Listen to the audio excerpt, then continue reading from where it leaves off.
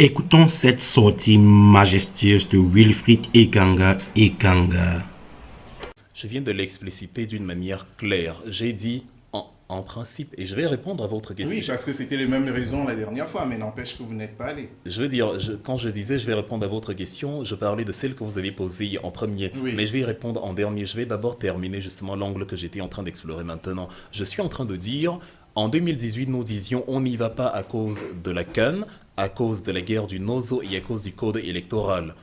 On s'est dit, bon, l'acte de boycott sera éventuellement suivi par toutes les formations politiques pour décrédibiliser l'élection de Paul Biya. Évidemment, d'autres ont une vision autre que les autres ont une vision différente de la nôtre et donc Vous avez été lâché par vos camarades d'opposition, oui. C'est ce que vous voulez dire. Non, je ne dis pas cela, ils ont le droit d'y aller. C'est-à-dire le boycott est un acte politique comme le fait d'aller aux élections est un acte politique. Ils ont fait un choix, ils ne nous ont pas lâchés parce qu'on n'avait pas d'accord, même tacite, mais le fait est que bon, le fait qu'ils y soient allés a donné un peu plus de poids ou alors un peu moins de légèreté. La lecture extérieure et autres quand même. Hein. A donné un peu moins de légèreté à la fameuse élection. Et donc, l'élection aujourd'hui, bon, on considère qu'elle s'est tenue et que le MRC n'y est pas allé. Maintenant, le MRC se retrouve face à une réalité.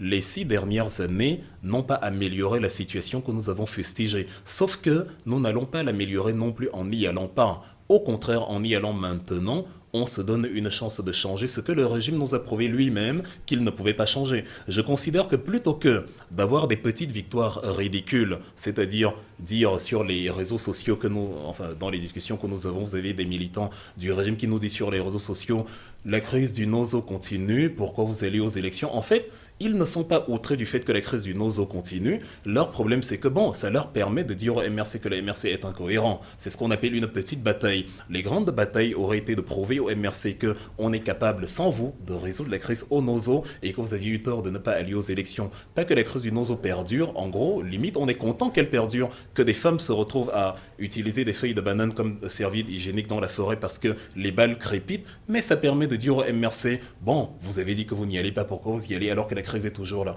On a volé la moitié du budget de l'État, quelque chose qui est impossible, impensable ici en République française, et à aucun moment les principaux coupables, parce que l'argent ne s'est pas volatilisé de lui-même, ne sont pas arrêtés, ne sont même pas inculpés, et les gens se réjouissent du fait qu'ils ont beau ne pas avoir l'infrastructure pour laquelle l'argent a été débloqué, mais ça leur permet de dire au MRC que bon, il n'y a pas la vérité sur les fonds de la CAN, mais vous n'y allez pas. Dans le code électoral, il est stipulé dans l'article 45 que est éligible tout Camerounais d'au moins 20 ans. C'est-à-dire que 20 ans, il faut avoir 20 ans.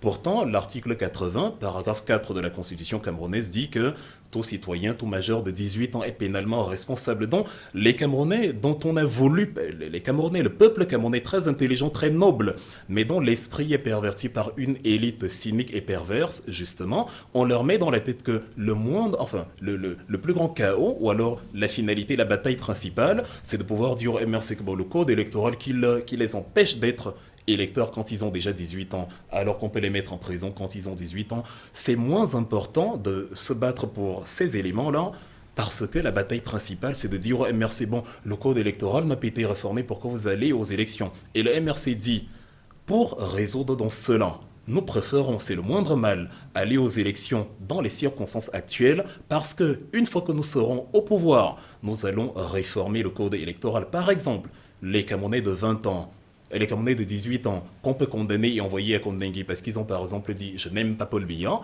pourront aussi choisir de ne pas, que Paul Biya ne soit plus le président, ils pourront aller voter à 18 ans. Et ce n'est qu'un exemple, on ne va pas faire tout le code électoral ici. Voilà la réponse claire On qui fera pousse. les grandes lignes du